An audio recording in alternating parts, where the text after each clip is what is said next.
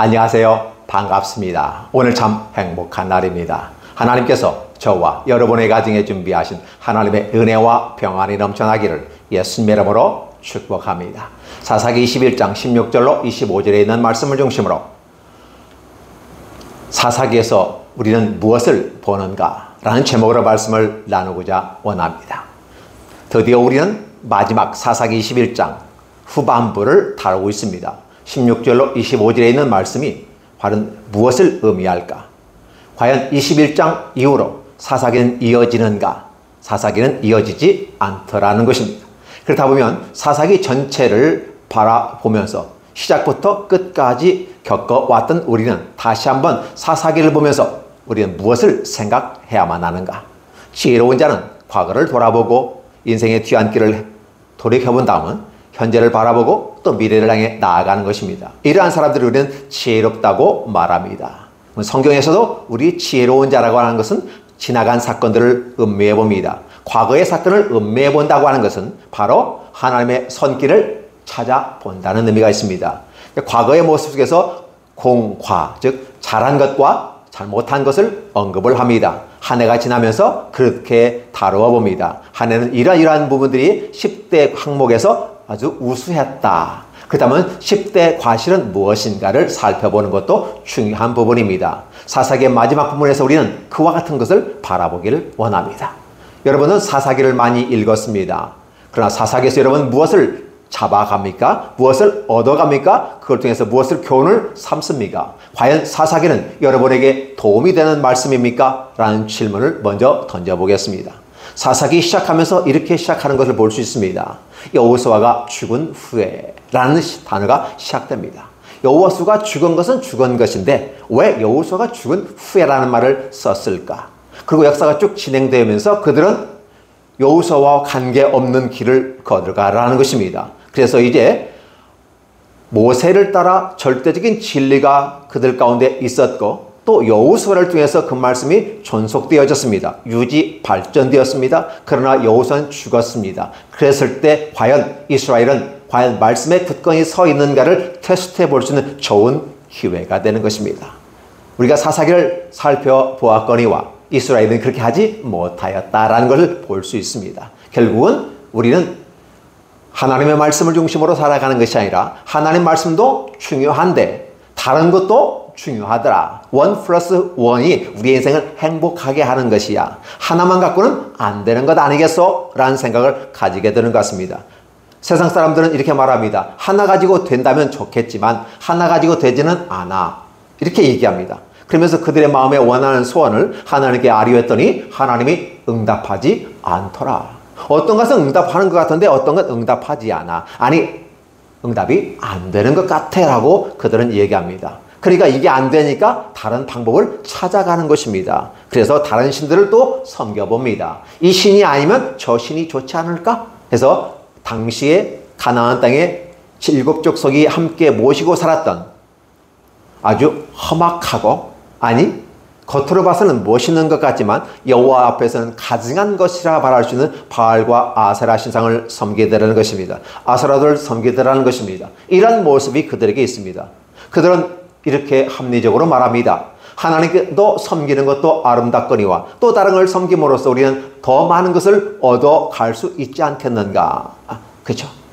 어떻게 보면 그게 맞는 것 같이 우리는 이 땅을 살아가면서 자기중심적인 생각을 할 때는 그 말이 옳은 것처럼 느껴지고 박수도 보냅니다. 그러나 여러분 기억해 주시기 바랍니다. 여호와는 유일하신 하나님이요 오직 한 분 하나님이시다. 하나님만이 살아계신 분이고 다른 것들은 다 죽은 것이로다. 하나님을 빗대어서 그들이 가증한 모양을 만들어 놓고 섬긴다는 것을 분명히 밝혀주셨습니다. 문제는 모세가 살아있을 때에도 여전히 그들은 모세를 향해 돌을 던지고 반항을 했던 모습을 봅니다. 그럼에도 불구하고 강력한 모세는 이스라엘을 이끌고 갔습니다.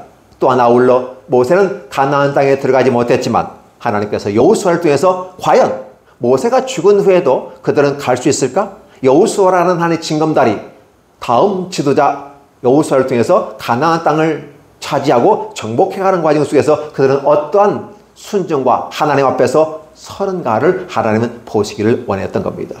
그런데 하나님 앞에서 여호수아가 살아있는 동안에도 열심히 그들은 순종한 것처럼 보였습니다.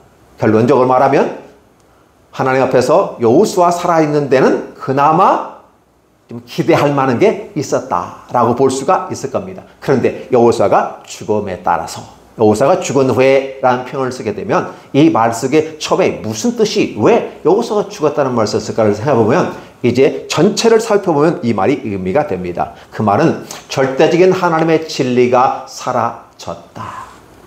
하나님의 진리는 한 사람이 있다가 없으면 진리가 사라지는 것처럼 보이는 것이 아니라 그 진리를 경험하고 지속 발전하여 유지해 갈 수 있는 힘, 그 리더십을 가진 자가 섰을 때는 여호와의 진리가, 절대 진리가 강하고 밀고 나가는 힘이 생깁니다. 그러나 여호수아가 죽은 후에 지도자를 세우지 않습니다. 이제는 너희가 각자의 삶 속에서 어떻게 살아가는가, 과연 모세를 통해서 주신 말씀, 그리고 그걸 반복해서 회상하게 만들었고 여호수아와 함께 직접 현장에 들어가서 땅을 정복하는 모습 가운데 얼마만큼의 순종하는 모습을 볼 수 있을까를 하나님을 기대하면서 갔지만 여전히 그들은 유다가 처음에 가나안 땅에 들어가서 유다 먼저 올라가라, 그래서 올라가 승리한 이후에 과연 이스라엘 사람들이 되게 승리하였는가? 그렇지 못했다라는 것입니다. 그러니까 이스라엘의 사람들이 가나안 땅에 딱 들어갔을 때 그 7 족속이 너무나도 강대하고 힘도 크고 최고급의 철제 무기를 갖고 있었기 때문에 이스라엘로서는 청동기와 석기 정도의 가지고 있는 무기로서는 그들을 대할 수가 없었다는 것입니다. 그러나 그동안의 모든 과정 속에 승리를 주신 하나님은 분명히 이스라엘에게 함께 하셨습니다. 전쟁은 무기에 있지 않고 인간의 숫자에 있지 않다고 알려주셨는데도 불구하고 그들은 그 무기, 강력한 무기와 사람 수와 그 덩치 큰 거인 같은 족속들 앞에서 거의 기가 죽어버렸습니다. 그래서 그들은 타협하기 시작하게 됩니다.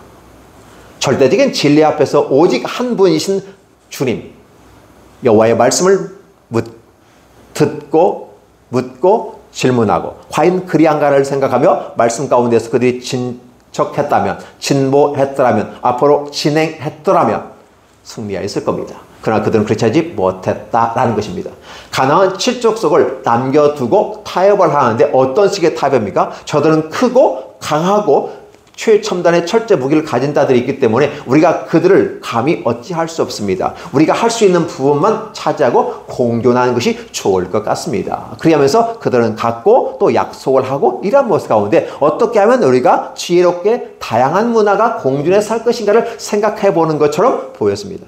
요즘 시대는 다문화와 함께 공존하는 것이 아름다운 세계였습니다. 그러나 이 가나안 땅은 이스라엘 사람들에게 하나님께서 명령하신 것은 7 족속이 하나님 보시기 악하고 그들을 심판하기 위해서, 그들을 그 땅에서 진멸하고 새로운 족속을 심기 위해서 이스라엘을 선택해서 끌어냈습니다. 그리고 그들에게 강력한 명령을 했습니다. 그러나 그들은 순종하지 않고 타협하는 것입니다. 그러니까 여호와의 말씀은 이스라엘 족속을 거시적인 차원에서 다 물리치고 진멸하고 악은 씨라도 다 진멸하라, 그래서 싸그리 다 없애야 되는 명령을 받습니다. 그러나 그 명령을 그들은 수행하지 못했고 못하면서 자기 합리화를 가지게 되는 걸 봅니다. 그래서 이제 진리의 변천을 보면 절대적인 진리가 하나님 앞에 있었는데 그 절대적인 진리가 아니라 상대적인 진리가 성립이 되더라는 것이었습니다. 그리고 합리적이라는 이름으로 타협하면서 함께 공존하는 세계를 만들어갔습니다. 그 세계가 멋있고 잘 될 것 같았지만 우리는 사사기를 보면서 그렇지 못했음을 얘기합니다. 점령했더라면 점령할 수 있을 텐데 점령하지 못하니까 점령하지 못하는 그들은 점령을 당해버렸던 것입니다. 그래서 10년, 20년 다양한 시간 동안에 그들은 압제를 당하면서 자기 땅에 들어와서 소유권을 가지고 들어왔음에도 불구하고 그들은 그 땅을 차지하지 못하고 오히려 지배당하는 참 역설적인 어떤 모습을 보여줌으로써 그들의 삶이 바람직하지 못했음을 성경은 보여주고 있는 겁니다. 여호수아가 죽은 후에, 즉 절대적인 진리가 사라진 이 시대 속에서 한번 그들은 상대적인 진리를 추구하더라는 것입니다. 이 상대적인 진리가 펼쳐지는 과정 속에서 어떻게 합니까? 심히 어렵고 힘든 일이 발생합니다. 그들은 이 상대적인 모습 가운데서 자신들이 하나님 앞에 서 있다는 사실에도 인지하지 못하고 있는 것 같아요. 그래서 그들은 이제 베냐민 지파를 다 멸절시켜놓고 후회하고 뉘우치지만 그러나 이 방법을 해결할 방법이 어떻게 있느냐? 뉘우치고 회개하는까지는 좋은데 그들이 맹세한 그들의 딸들을 베냐민 자손에 주는다는 저주를 받을 거란 이것 때문에 저주받을 거라고 하는 이 부분을 해놓고 그들을 스스로가 우리는 여호와의 말씀을 지키는 자들이야 라고 하는 합리성을 가지고 가면서 그들의 명분을 세워가면서 딸들을 주지 않습니다. 이 말이 무슨 말일까요? 그들은 마땅히 하나님 앞에서 잘못된 서원은 회개하고 하나님 앞에서 치료를 받고 고침을 받아서 새로운 모습으로 문제를 풀어가야 되는데, 그들은 그들의 잘못을 한번 서원한 것은 꼭 지켜야 된다는 문자적인 해석을 하고, 그 문자적인 이면의 여호와의 말씀은 사랑으로 잘못된 것이라면 고칠 수 있고 변화되는 모습 가운데 하나님의 뜻을 찾아가야 되는데, 하나님의 말씀을 절대적인 진리 속에 따라가지 아니하고 마치 절대적인 진리를 따라가는 것처럼 말하면서 변질된 모습으로 가는 이스라엘의 모습을 그대로 적나라하게 보여주는 것입니다. 이러다 보니까 그들은 삶이 어땠습니까? 상대적인 진리로 그를 바꾸어 버리는 것입니다. 진리는 절대적인 진리와 상대적인 진리가 있습니다. 하나님과의 관계 속에서 우리는 바라볼 때 절대적인 진리 가운데 우리가 서게 되는 것입니다. 우리는 단독자로서 하나님 앞에 있습니다. 우리는 우리의 부모가 있고 우리의 자식이 있습니다. 부모의 죄를 자식에게 물을 수 없고 자식의 죄를 부모에게 물을 수가 없습니다. 각자 하나님 앞에서 단독자로 서기 때문에 그렇습니다. 그렇죠? 그런데 이 단독자로서 우리가 서야 되는 우리들의 모습이 참 어렵고 힘든 부분 같아요. 분명히 하나님은 이것이 하나님의 사랑이라고 말합니다. 우리는 우리들의 잘못된 부분이 있으면 우리의 죄를 분명하게 풀어가야 됩니다. 내가 잘못한 것, 사람이기 때문에 잘못할 수 있습니다. 근데 내 잘못을 시인하지 아니하고 그를 고지 어떻게 돼요? 계속 고집을 피우면서 가게 됩니다. 그리고 나는 잘못이 없어. 그리고 나 이걸 잘 지켰어. 그러면서 실제 문제가 해결되지 않는 모습. 그렇게 하기 위해서 그들은 또 다른 악한 방법을 찾아가면서 상대적인 어떤 방법을 취하고 있는 것을 볼 수가 있죠. 그래서 여호수아가 죽은 후의 모습은 결국은 절대적인 진리가 무너지기 시작했고 상대적인 진리가 편만하게 됨으로써 오직 여호와의 말씀은 한 구통에 물려가고 다른 것과 상반된 비교 종교학에서 바라보는 다른 종교와 비교할 만한 비교 견적으로서 내놓는 한 존재로서 전락해버리는 것입니다. 하나님을 안 믿는 것도 아닙니다. 믿습니다. 근데 하나님을 구석탱이 한 구석 모퉁이 돌로 밀어 붙여버립니다. 그리고 다른 것들을 그들의 삶의 가운데 현장에 다 모셔오고 그들을 중심으로 살아가면서 여호와도 섬긴다고 말합니다. 분명히 우리도 여호와를 섬깁니다. 그러나 다른 것들이 들어와서 그 중심을 차지하니까 여호와는 변방의 여호와로 전락해버리는 것이죠. 그러다 보니까 그들은 여호와의 말씀보다도 그들의 입장, 그들의 유익, 그들의 좋은 대로 행하는 모습이 펼쳐지더라는 것입니다. 어떤 좋은 모습을 펼쳐갑니까? 자기 것은 고치지 아니하고 자기에 대해서 회개하지 않습니다. 현대를 살아가면서 우리는 회개를 상실해버린 교회라고 볼 수 있습니다. 세상 사람들을 향해서 회개하라고 말할 필요가 없어요. 세상 사람은 회개할 필요가 없습니다. 그들이 구원받기로 작정된다면 여호와의 성령의 은혜로 말미암아 그들이 회개하고 돌아오는 역사가 있습니다. 그러나 하나님은 그들 보고 돌아오라고 하지 않습니다. 하나님은 돌아오라고 하는 이 말씀을 주신 것은 자연 은총 속에서 돌아오라고 말하는 건 하지 않아요. 성경에서 돌아오라고 말합니다. 그러면 성경은 특별 은총이고 특별 은총 속에 있는 사람들은 구원받은 그리스도인으로 초청받은 저와 여러분들이 바로 회개해야 되는데, 즉 이스라엘 선민들이 회개해야 되는데 그들은 회개하지 않는다는 것입니다. 그들은 회개의 가치를 모르는 것 같습니다. 회개에 대한 어떤 소중함을 모르는 것 같습니다. 그래서 그들은 회개하지 않습니다. 아니, 회개에 대한 가치가 두지 않고 그들의 삶에 회개라는 것이 굉장히 허접한 것처럼 느껴지고, 그렇게 회개하는 존재는 약한 존재, 부족한 존재, 그렇죠. 그리하면서 자기의 부족함을 드러내지 않기 위해서 스스로를 포장하는 맹세, 서약을 한다고 저번 주에 말씀을 드린 바가 있습니다. 여전히 그들은 그렇게 삶을 살아가는 것 같습니다. 그리고 아울러서 그들은 회개하지 않을 뿐만 아니라 자기들의 것이 정당하다고 생각했기 때문에, 그렇다면 자신들의 문제가 아무것도 되지 않아, 우리 딸들을 그들의 며느리를 줄 수 없어 라고 하는 거죠. 그 베냐민을 이방인으로 생각했던 그들, 그래 그게 잘못됐다고 회개하고 뉘우치면 내 삶의 모습도 바꿔야 되는 것이고 내 맹세와 선을 고쳐야 된다라는 것입니다. 그 고친다는 건 그냥 고치는 게 아니라 하나님 앞에 회개하면서 우리가 우리만을 위하고 하나님 중심이 아니라 우리 중심의 결단과 각오를 통해서 하였지만 이것이 잘못됐습니다. 우리 형제를 죽이고 한 기업이 사라지게 한다는 이 부분에서 우리가 어떻게 하면 그 기업을 살릴 수 있을까를 고민하지만 자신의 자신에게서 원인을 찾지 않으려는 모습들이 참 많아요. 이러한 것들이 우리 한국 교회도 맞습니다. 목사인 저부터 시작해서 어떤 문제가 발생하면 나에게서 원인을 찾지 아니하고 남에게서 원인을 찾습니다. 내 들보는 보지 아니하고 남의 눈에 있는 티끌을 바라보면서 남의 눈에 있는 티끌을 뽑아내려고 노력을 하고 집중을 합니다. 그러니까 내 눈에 있는 들보를 바라보지 못하며 회개하지 않는 모습입니다. 그러면서 나는 기독교인이라고 말합니다. 예, 그 사람은 기독교인입니다. 기독인이 아닌 것이죠. 종교인은 분명합니다. 왜 그러냐면 자기 중심적이고 자기 욕심이 자기 정적적으로 내게 오르면 내게 좋으면 좋은 거고 그렇지 않다면 유익이 갖지 않는 거야 라고 말한다면 그는 분명히 기독교 종교인일 것입니다. 그러면 기독교 종교인에게는 더 이상 우리가 요구할 바가 아니죠. 그럼에도 불구하고 성경은 기독교 종교인들에게 회개하라라고 말합니다. 이스라엘 선민들에게 회개하라라고 말합니다. 이방 사람들에게 회개하라고 외치지 마시기 바랍니다. 저와 여러분이 먼저 회개하고 내 자신에게서 원인을 파악하고 이런 어렵고 힘든 과정 속에 왜 이러느냐, 네 잘못이야, 네 잘못이야 라고 따지기 앞서서 우리의 잘못입니다 라고 하는 공동체성의 모습 가운데 회개를 해야만 합니다. 한국 교회가 회개해야 되고 목사가 회개해야 됩니다. 먼저 직분자들이 회개해야 됩니다. 먼저 믿은 자들이 회개해야 됩니다. 그래야 우리가 꼰대가 되지 아니합니다. 그러니까 우리가 어떻게 돼요? 라떼는 마리아라는 것이 아니라 여전히 겸허한 모로 나 때는 말이야라고 하는 것은 내 삶의 모습 가운데 나는 이렇게 살았어 라고 말하지만은 듣는 사람의 입장에서 보면 그것은 하나의 어떻게 합니까? 잘났다고 떠드는 것에 불과한 것처럼 느껴져요. 우리 때는 말이야 라고 말하지만 힘들고 어려운 세상이었어. 그래서 이런 것도 참 감지덕지한 삶이었고 참 고마워. 현실을 바라보면 참 이 시대가 부러워. 그러나 우리는 우리 시대를 살아왔어.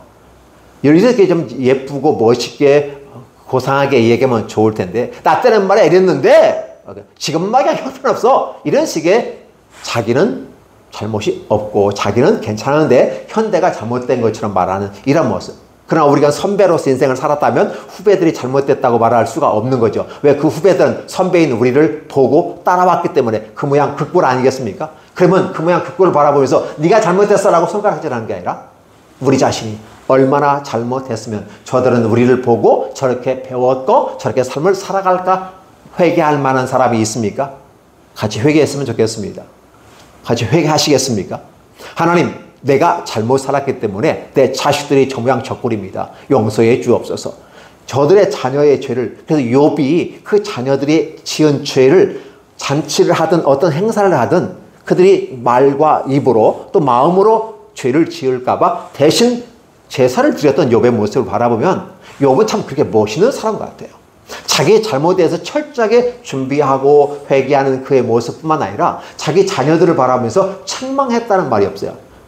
그런데 문제는 뭐합니까? 사무엘도 그랬어요. 사무엘 같은 건 자기 자녀들에 대해 잘못된 거에 대해서 전혀 책망하지 않았어요. 그래서 그들 자식들은 잘못된 길로 갔거든요. 욥의 자녀들은 어떻게 합니까? 욥이 대신 제물을 드리고 제사를 드리면서 저 자녀들의 죄를 용서를 바랐던 거죠. 그래서 욥이 참 멋있는 사람. 동방의 의인이 그냥 의인이 아닌 거구나. 그러면 사무엘 같은 경우는 위대한 선지자 사무엘임에도 불구하고 이제 사사기 사무엘 상하에서 그게 나오게 되는데 이런 부분들을 바라보는 거죠. 그러나 우리 욥기를 바라보면 욥은 참 멋있는 사람이다. 자신의 잘못을 회개할 뿐만 아니라 후배들을 바라보고 자기 자녀들을 바라보고 잘못된 거에 대해서 그리고 자기 아내가 이 정도 됐으면 하나님을 욕하고 죽어라. 이렇게 얘기하는 배들고 너는 어리석은 여자다. 주신자도 하나님이시고 가지가도 하나님인데 내가 뭘 하겠느냐. 원래부터 내 것은 없었어. 단지 그분이 내게 맡겨주시고 거둬가는 거야. 그렇기 때문에 나는 그분을 욕할 수가 없어 라고 말하면서 자기를 욕하고 떠나버리는 그 여인을 자기 아내를 향해서도 좀 안타까워하는 마음으로 얘기하면서 그러나 네가 나를 떠나는 건 어쩔 수 없겠지. 왜? 내가 문득병에 걸리고 더 이상 나에게서 얻을 것이 없으니까 넌 떠나는구나. 그래, 너의 행복을 위해서 떠나간다면 내가 막지는 않겠어. 그 아내를 보내주는 겁니다. 그리고 아울러서 그의 자녀들을, 이미 그 자녀들 다 죽었잖아요. 그래서 욥도 상당히 힘든 과정을 겪어 나아갑니다. 그럼에도 불구하고 그의 순전함을 지키려고 욥이 하나님 앞에서 무단히 노력하는 것을 우리는 욥기를 읽고 묵상해보면 알 수가 있던 것이죠.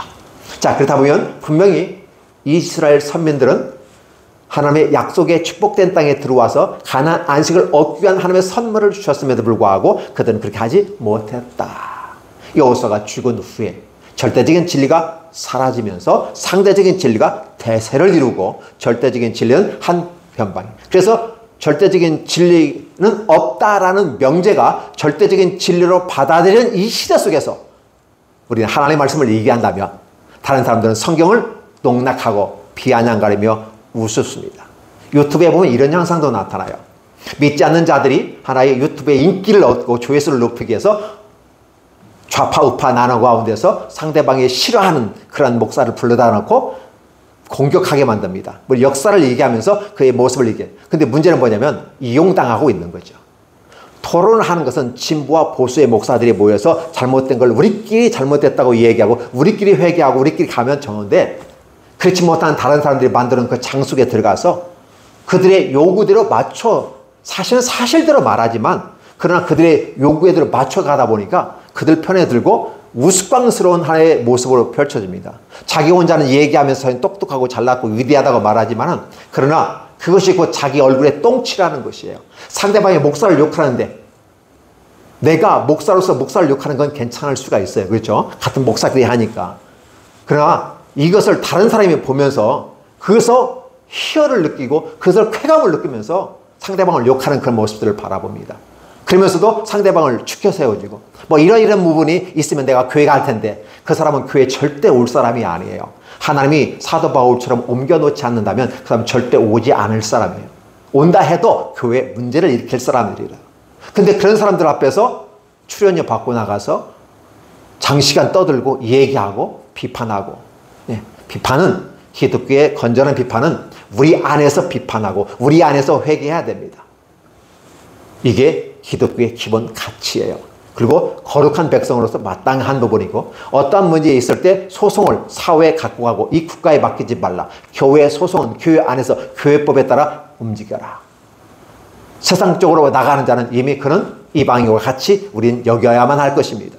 그러면서도 우리는 잘났다고 떠들고 있어요. 나 잘나서 나 떠들어 내 논문을 쓰고 뭐하면서 책을 내면서 상대방을 공격합니다. 그 책이 과연 유효할까요? 하나의 사건에 대해서 얘기하는 건 분명합니다. 그러나 그 중심의 내면에 뭐가 있냐? 진보가 보수를, 보수가 진보를 공격하면서 서로의 싸움이 우리끼리 안에서의 회개와 이런 것들이 돼야 되는데 되지 않고 우리 믿지 않는 자들의 하나의 지탄거리와 야윳거리, 비웃음의 모습에 그 현장에서 꼭두가시처럼 춤추는 것은 아닌가를 생각해 봐야 됩니다. 유튜브 시대입니다. 유튜브의 다양한 교회의 좋은 모습을 펼쳐 보이려고 합니다. 그런 좋은 모습만 담아내야 되는데 좋지 못한 모습을 오해될 수 있는 것들, 그렇죠? 좀 이렇게 어렵고 이것은 아닌데 라고 하는 부분까지 표출되면서 복음을 전한다는 이름 하에서 자기 자랑하고 있는 모습들을 바라보면 좀 안타깝다 생각합니다. 그래서 여전히 자기의 죄를 회개하지 않습니다. 자기의 맹세와 선을 가지고 앞에 나가지 않습니다. 회개하긴 하는데 자기의 것 갖고는 회개하지 않습니다. 자기는 온전하고 아름답다, 부족함이 없다라고 볼 수 있는 거죠. 그러면서 결국은 해결책은 자기에게서 찾는 게 아니라 남에게서 찾습니다. 바로 남의 눈에 티끌을 바라보는 것처럼 실로의 여인을 통해서 그들의 목적을 달성하려고 합니다. 자, 우리는 600명의 남자들에게 이스라엘 장군들에게 그 군용사들에게 400명의 여인들을 줬습니다. 그런데 200명이 부족하잖아요. 이걸 어떻게 처리할 것인가? 그렇다면 나머지 아내가 없는 데면 대가 끊기는 이 상황이 발생하는데 그래서 실로에 춤추러 오는 그 여인들을 강제로 잡아다가 아내로 삼게 했습니다. 그 장수들은 좋겠죠. 왜냐하면 아내 얻을 수 있는 기회가 없었는데 아내 얻을 수 있는 정당한 방식을 통해서 처녀들이 춤추러 오니까 그 처녀들과 함께 결혼하고 새로운 가정을 이루고 그래서 행복한 삶을 살았다라고 바라보지만 과연 그 여인들은 자기 선택권에 따라서 갔을까요? 물론 그 당시에는 자기 여인들은 선택권이 없어요. 부모님이 가라가면 가고 때로 어떻게 보면 지금도 마찬가지지만 지참금이라는 것처럼 가지고 또 어떻게 돈을 가지고 아내를 사가는 것처럼 느껴요. 지금도 이 시대도 지금 지참금을 갖고 아내를 물론 선물로 줄이지만 그 지참금이 결국은 아내를 돈 주고 사오는 것과 뭐 별반 다를 게 뭐가 있습니까? 이런 식의 모습을 이때나 그때나 여자는 어떻게 해요? 물건 취급당하는 모습이 되었던 거죠. 그 시대가 결국은 남자 중심의 사회였고 여인들은 조지를 받든 어쨌든 심판을 받든 아무 상관이 없어요. 실로의 딸들을 그 아버지와 형제들이 와서 우리의 딸들을, 우리의 누이를 왜 데리고 왔냐 항의를 하니까 바로 이런 일이 좋은 거니까 그냥 가라. 그래도 만약에 이런 것도 너희가 원해서 보내는 것이 아니니까 너희들은 죄가 없어. 그러면서 위야무야 그냥 해결됨으로써 베냐민 집안 600명이 아내를 얻고 잘 가서 잘 먹고 잘 살았다 이렇게 표현되는 것 같고, 그럼 그들은 이제 모든 문제 해결됐으니까 우리 그냥 갔다 이렇게 기록하고 있습니다. 이게 좀 바람직한가요? 어렵지 않나 싶습니다. 그렇죠? 결국은 이스라엘 사람들에게 대한 하나님께서 바라보는 입장은 좀 안타깝다. 그리고 이러한 모습은 힘이 어렵다. 한 12지파의 모습과 한 지파의 모습, 그죠? 이 모습에 부서지거나 하는 모습 가운데 사사기의 모습에서 우리가 바라볼 건 없구나. 이런 부분이에요. 그래서 결국은 나에게서 원인을 찾지 않고 남에게서 원인을 찾고 문제를 해결해 보려고 하는 이 시대가 오늘 이 시대와 방불이다. 교회 내에서도 마찬가지입니다. 교회 내에서 마찬가지입니다. 정치인들이 싸우는 것은 자기들의 업무상 싸워야 됩니다. 그래서 바른 나라를 이끌고 가려는데 이게 지금 정치판에서뿐만 아니라 이게 한국을 두 또가로 나눠가지고 막 격동시켜버리는 문제들이 발생하면서 참 어려운 시절을 겪고 있는 것은 분명합니다. 오늘 이 사사기의 내용이 그러한 모습 가운데 우리가 살펴봐야 됩니다. 기독인들은 이 사회에 참여도 하고 정치 참여도 하고 얼마든지 할 수 있습니다. 그러나 사회에 정치 참여하기 전에, 그죠? 우리는 우리 자신을 돌아보는 모습이 필요해요. 교회가 자기 자신을 돌아보는 모습. 남에게서 원인을 찾지 않고 자기에게서 원인을 찾는 모습. 우리는 이러한 하나님 앞에서 좋지 못한 모습을 성경에서는 이렇게 표현합니다. 왕이 없었으므로 라는 부분이에요. 그러니까 왕 같은 모세와 왕 같은 여호수아가 없었으므로 결국은 절대적인 진리가 상실돼 버렸고 상대적인 진리가 편만한 가정에서 자기가 원하고 자기가 바라고 자기의 유익을 따라가는, 그러다 보니까 내게 유익이 되면 상대적으로 그것은 진리다.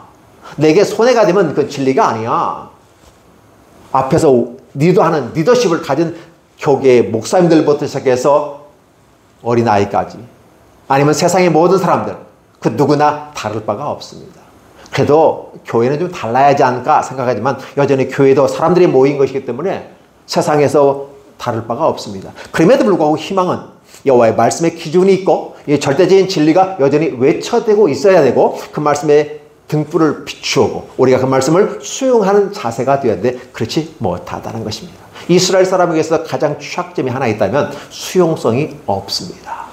하나님의 절대적인 진리를 말합니다. 위대한 진리를 말합니다. 살아계신 하나님의 말씀을 얘기합니다. 그 말씀은 놀라운 힘이 있고 쪼개는 힘이 있습니다. 생명력 있고 운동력이 있습니다. 예, 맞습니다. 은혜 가운데 우리는 승리할 수 있습니다. 그럼에도 불구하고 이 말씀을 그들은 수용할 수가 없습니다. 받아들일 수가 없습니다. 이미 그들의 마음속에는 세상의 다른 것들이 가득 그들의 마음의 중심에 쌓여 있었다라는 것입니다. 그러다 보니까 그들은 합리적이고 자기 합법화된 모습 가운데 상대적인 진리를 얘기하고 하나님 앞에서 나도 나쁘지 않아 그러면서도 다른 것을 추구하는, 다른 복음을 추구하는 이런 모습처럼 보여집니다. 그래서 신약에서는 내가 전한 복음 외에 나라 할지라도 다른 복음을 내가 전하면 저주를 받을진저 하물며 다른 복음을 전하는 것은 어떠하겠는가 라고 신약 성경에서는 이 얘기하게 됐죠. 다른 복음을 전하는 것처럼 다른 복음을 받아들입니다. 다른 복음이 뭘까요? 바로 바알과 아세라와 아스라도를 섬기는 다문화 속에서 다양한 종교를 그들의 주인으로 섬기는 이 모습이라는 거예요. 그럼 이 시대는 종교 다원주의가 얘기하고 교회 통합, 종교 통합 그러면서 진리와 비진리가 섞여 혼합되어지면서 믹서되어 버리는 모습. 로마 교회가 바벨론 종교와 기독교의 종교를 혼합합니다. 어머니와 아들, 어머니와 아들. 예. 이렇게 바벨론 종교의 여인과 아들, 여인과 아들을 믹서시켜버리고 결국은 그래서 마리아를 숭배하기까지 가게 되는 이런 혼합주의 세계가 갑니다. 앞으로의 정치 세력 속에서 사람들은 얘기합니다. 스탈린도 그렇고 무솔리니도 그렇고 일본 천황도 그렇고 전 세계를 다 히틀러도 그랬습니다. 전 세계를 다 정치 권력 나폴레옹도 그랬습니다. 전 세계를 다 징기스칸도 그랬습니다. 그러나 정치가 온 세상을 지배하지 못했어요. 때론 몇십 년, 몇백만 년 지배했는지 몰라도 다 와해가 됐습니다. 아, 정치적인 힘 갖고는 온 세상을 하나로 뭉치고 스스로 왕이 될 사람이 없구나. 그러면 종교가 힘이구나. 결국 종교끼리 모이고 하나의 그 모습 가운데 강력한 시스템을 가지고 하는 것이 마지막에 나타나는 적그리스도라는 것이었습니다. 그렇다 보면 누가 적그리스도인가는 또 차후의 문제이니까 문제는 뭐냐면 바로 그들이 절대적인 여호와의 말씀에 순종하는 모습이 사라지고 있고 그리고 여호와에 대한 말씀의 절대적인 진리가 아니라 상대적인 모습 가운데서 자기를 돋보이게 만들고 자기를 드러내는 모습 가운데 있더라. 바른 교회의 모습이라고 한다면 하나님은 왕이 되시고 우리는 청지기가 되는 게 바른 교회입니다. 그러나 좋은 교회고 자기중심적인 모습을 가는 것은 내가 내 인생의 주인이 되는 것입니다. 그리고 하나님은 변방에 하나님으로 머물러 있는 것이고 내가 필요하면 도움을 요청할 뿐이라는 거예요. 이 모습 가운데 근데 이게 종교와 신앙이라는 모습으로 하나가처럼 되어져 버립니다. 이걸 구별하지 못한다면 더 어렵지 않을까 생각해 봅니다. 오늘 저와 여러분 가운데 나타난 모습은 뭘까요?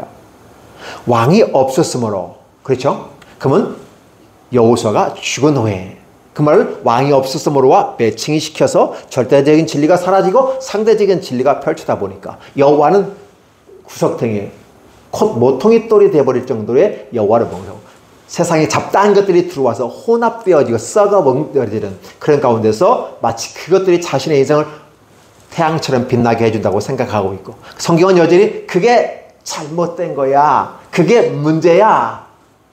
진짜를 진짜로 모셔야 되는 가짜를 진짜로 모시는 너희가 과연 제대로 복을 받을 수 있겠느냐 살아남을 수 있겠느냐라고 얘기하지만 그들은 수용성이 없기 때문에 받아들이지 않고 거부하는 모습을 봅니다. 그래서 오늘 사사기 속에서는 여전히 12지파 한 지파의 모습 그리고 한 또 개인 노인 그들의 삶과 사고와 모습 가운데서 어떤 선한 것을 찾을 수가 없었구나라고 보는 것입니다. 그리고 다음에 이전 룻기서에서 여전히 사사기 시대의 한 장면으로 나타나면서 룻기에서는 뭐가 나옵니까? 한 가정에 또 예를 들면서 결국은 여호와를 떠나버리는 나오미의 가족들을 바라보고 나중에 페가망신에 돌아온다고 하는 믿음과 함께 이 사사 시대가 얼마만큼 힘들고 어렵고 그 시대를 살아가는 그 사람들은 참 어땠을까를 생각해 보게 합니다. 오늘은 사사기의 마지막 부분입니다. 그래서 말씀을 드립니다. 당신은 사사기에서 무엇을 보고 느끼고 경험하고 여러분에게 유익한 것을 뽑아낼 수 있을까를 질문해 봅니다. 여러분들은 무엇을 보십니까? 그 무엇을 잡아냈습니까? 무엇을 가지고 갑니까? 무슨 힘을 거기서 얻어갑니까? 여러분에게 질문합니다. 그래서 오늘 다시 한번 살펴볼 것은 왕이 없으므로 절대적인 진리가 우리에게 필요하다. 여호수아가 죽은 후에 같은 맥락으로 한번 보셨고 그 과정 속에서 그들은 자기 것을 회개하지 않는다. 수용성이 없었다. 그리고 자기에게서 회개의 거리를 찾지 않고 잘못된 부분을 남에게서 찾고 원인을 찾았다. 그래서 남의 죽이고 빼앗고 어떤 것을 이루면서 성과를 이루었다고 말하면서 집으로 돌아가 버렸다. 그리고 여전히 그는 회개하지 않았다. 살펴보니까 그에게는 여전히 왕이 없으므로 자기 소견에 옳은 대로 하였다. 근데 그 소견에 옳다, 자기가 옳다고 하였기 때문에 적극적으로 힘있게 가더라 하는 것이죠. 그러나 그 세계는 하나님 나라에 이르지 못한다는 사실을 저와 여러분에게 역사의 현장 속에서 얘기해 준다면 여러분들은 이 사실을 받아들이시겠습니까? 아니면 거부하시겠습니까? 선택은 여러분의 몫이지만 수용하는 자에게 그리고 절대적인 진리 앞에 무릎을 꿇는 자에게는 하나님께서 놀랍게 축복하시거니와 거부하는 자에게는 하나님은 강력한 모습으로 가루처럼 부셔버릴 것입니다. 여러분들이 축복된 자리에 서기를 예수님의 이름으로 다시 한번 기도합니다. 하나님 감사합니다. 우리에게 축복하여 주옵소서. 하나님 우리에게 축복하여 주옵소서. 우리가 부족하고 연약합니다. 우리에게는 주님을 모셔드릴 마음이 없는 것 같습니다. 용서해 주옵소서. 우리를 용서하시고 우리가 주님 앞에서 하나님은 왕이고 우리가 청지기라는 사실을 다시 한번 인지하면서 겸손하게 주께 나가게 하여 주옵소서. 사사기에 나타난 이스라엘 사람처럼 상대적인 진리에 머물러 있고 자기가 왕이 되고 자기 인생 속에서 자기가 선택하며 내게 유익한 건 진리고 나에게 유익하지 않는다면 내게 손해가 된다면 진리 아니야 라고 하면서 우리 여호와까지 던져버리는 구석으로 밀어버리는 모습은 아닌가. 자기를 돌아보지 아니하고 남에게 나가는 모습이 하나 있다면 하나님이 용서해 주옵소서. 이 말씀을 전하는 저 자신부터 회개하오니 용서해 주옵소서. 그리고 함께 이 말씀을 듣는 우리 모두가 회개하는 모습으로 함께 가고 이 회개 속에서 수용성 있는 사람으로 하나님 앞에 인정받고 사랑받게 해 주옵소서. 남의 모습에서 티끌을 보다 내 눈에서 들보를 바라보면서 나아갈 수 있도록 하나님 축복해 주옵소서. 절대적인 진리가 없어서 자신의 소견대로 움직이는, 그러면서도 떳떳하다고 파렴치하게 아니면 뻔뻔하게 나가는 것처럼 하나님 눈에 보이는 이런 모습이 우리에게 없게 하여 주시고, 하나님, 왕이신 하나님 앞에 말씀 가운데 진리 가운데 나아갈 수 있도록 축복해 주시옵소서. 예수님의 이름으로 축복합니다.